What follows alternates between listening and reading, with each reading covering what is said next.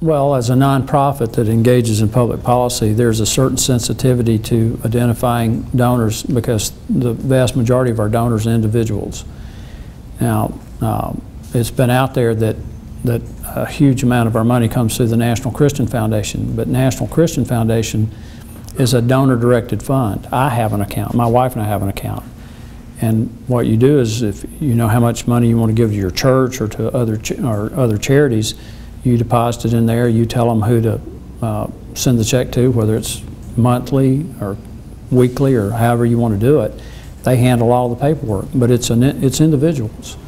We do 2 big dinners a year, but we feel a responsibility to protect the identities of the people who give, and that's the prerogative of every nonprofit.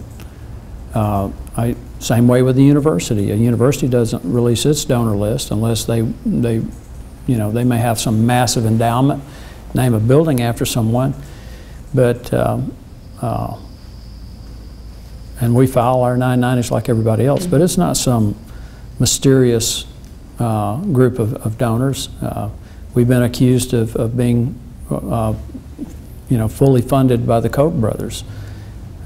We've gotten maybe $5,000 from the Kochs, and that was on a specific project that really is of little or no significance.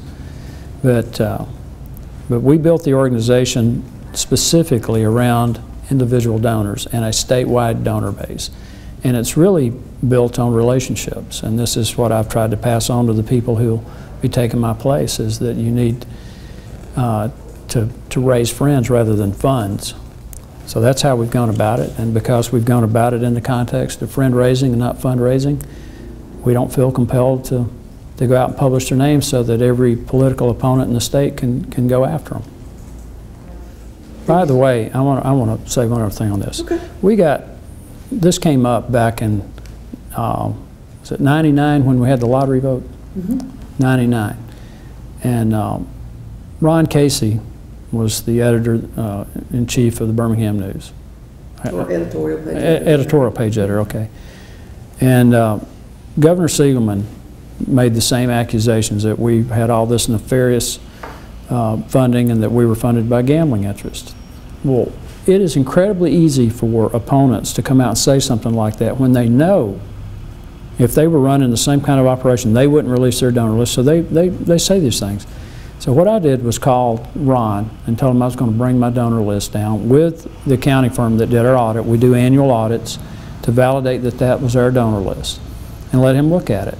And I said, the only criteria I place on it is that you can release any name that you think is tied to gambling. And Ron had known me for years and said I didn't need to do that, but I did it anyway. Went in his office downtown and laid it out, and there was no gambling. Well, Siegelman persisted, so I called Pam Huff, and we did it live on TV. Cameron, Pam, same criteria. Had a press conference. I've only called one press conference in my entire career in 25 years, and that was it. And Pam looks at the list, and there was no gambling. It's the same thing. When the only people who raise these questions about who funds the organization are opponents of the organization. So. Excellent.